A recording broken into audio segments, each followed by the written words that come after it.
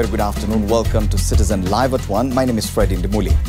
Now, the High Court has ordered police to produce a self-declared NRM General Miguna in court by 2 p.m. today.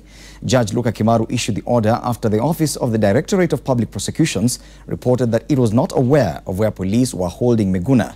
Stephen Leto reports. After his dramatic arrest at his Runda residence on Friday, self-declared NRM General Miguna was taken to the Githunguri police station, a later Lari police station within Kiambu County. This morning, High Court Judge Luka Kimaru ordered Inspector General of Police Joseph Boynet to produce the detainee at the Milimani Law Courts in Nairobi at 2 p.m. and not any other court. This follows revelations from lawyers representing the office of the DPP, who say they were not aware of Miguna's whereabouts. The High Court had on Friday granted Miguna a 50,000 shillings bond, which police defied and continued to detain him 3 days later. And now Judge Luka Kimaru wants the DCI and the Inspector General to explain why they should not be charged with contempt of court. Miguna's lawyers, led by Edwin Sifuna, yesterday claimed that their client had fallen ill while being held at the Lari police cells in Kiambu. They, however, say they were denied access to him and were not even allowed to hand him his medication. Miguna was arrested in connection to last week's swearing in of NASA leader Raila Odinga. He is expected to be charged with planning and attending an illegal gathering. Stephen Leto, Citizen, Live at 1. One of the world's leading ivory trade investigators, Esmond Bradley Martins, was found dead at his current home in Nairobi last night. The 75-year-old, who was found with several stab wounds to his neck, was alone in the house during the attack, suspected to have been carried out by black market ivory trade cartels.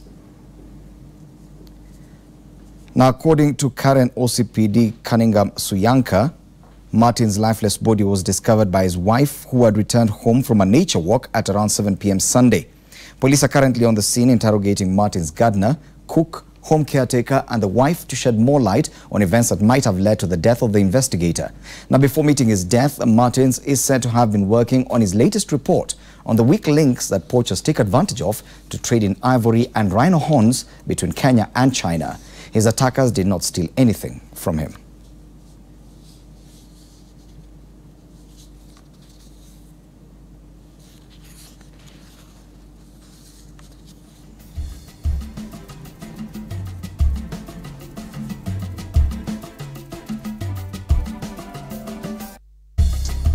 In news from beyond our border, South African President Jacob Zuma is under growing pressure to step down following talks with senior members of his ANC party on Sunday.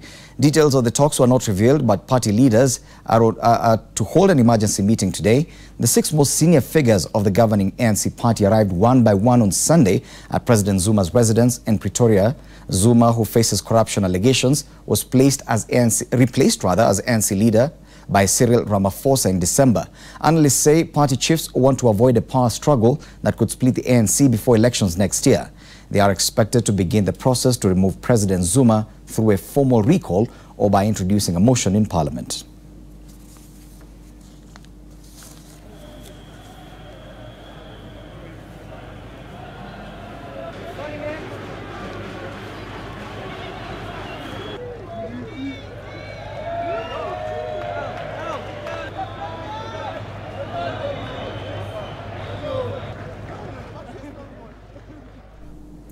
Back home, 4 people were killed in a clash between Hadas and locals at a farm in Juja, Kiambu County yesterday.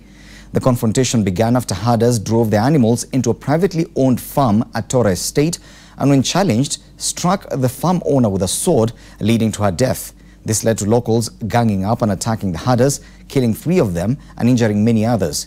Kiambu Police Commander Adiel Nyange says security has been beefed up to stop any further retaliation.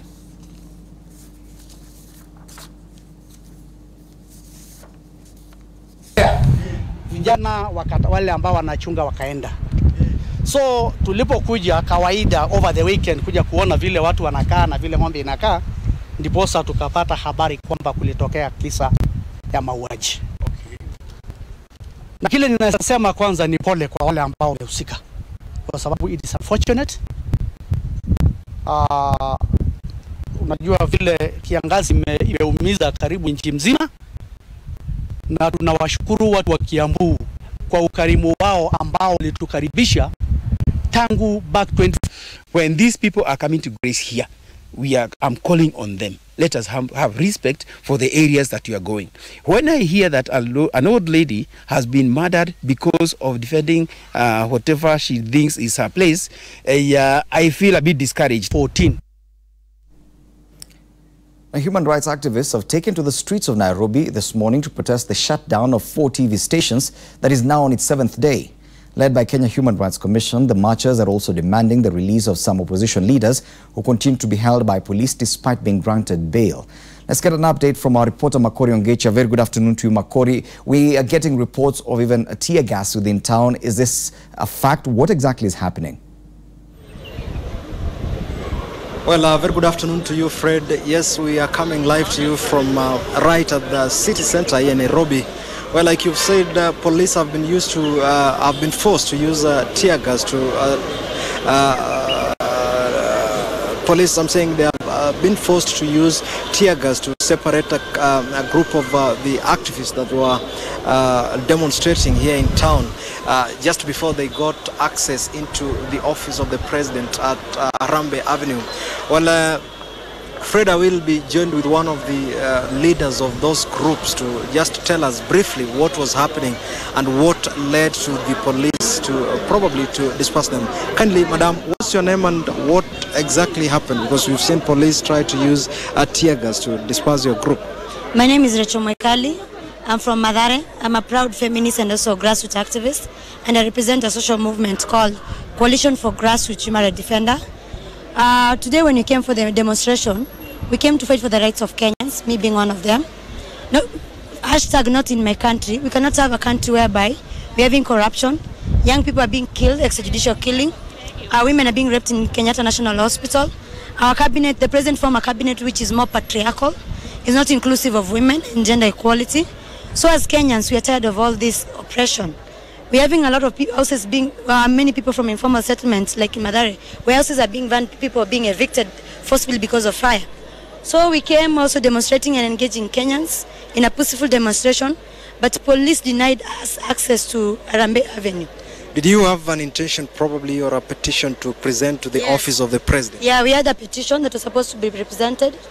And then also to address our grievances. Like how comes also because we're in solidarity with the media, we cannot allow our media, which is supposed to give us information and right to information, to be shut down, which is specifically KTN, NTV, and Citizen TV. But we have seen a lot of biasness whereby K24, they are also showing. So as Kenyans, it does not show equality. The way we call K24, Kenyatta 24/7. If also the other media are being shut down, we cannot leave K24 opening. So as a Kenyan, I think also should resist K24. And so what's your next plan of action probably, because police have dispersed you? We are not going to give up. We are not tired with our country. This country was fought so hard. That's why we went to the Kimathi monument. He was also a militant. We went to Tomboya. People died for this country. We are not going to give up. We are going to use whichever means in order for our rights of Article 37, right to assemble and to picket, our grievances to be heard. We cannot watch a country whereby Matiang'i wants to govern a country. Ni kama hatuna right, ni kama ziku kupigania, and we have a constitution of 2010 constitution. We cannot watch Uhuru Kenyatta trying to govern us, alafu anatuambia ni kama tutadu na ni country yetu wa Kenya that we have fought for. As a young activist and a young person, you're not going to give up. I'm not tired of my country, and the young people are not tired of their country. Tutapigania rights zetu. We fought for it, and also going to fight in solidarity with the media, in solidarity with Ken Mijungu, in solidarity with Linus Kaikai, in solidarity with Larry Mado, and in solidarity with the media fraternity. We're not going to let them down. We're going to fight for this democracy that we have been fought for, right to media and right to information. Thank you. Yeah. Well, Fred, those are some of the sentiments from members of these particular groups. Of course, we have seen the Kenya Human Rights Commission also leading a part of these activists in their protest this morning. Back to you, Fred. Thank you, Makori Ongechi there with a report from the city center, where we do understand a group of activists who are protesting, among other things, the media shutdown, have been dispersed by police using tear gas. Let's now take a break. We'll be back with a lot more news.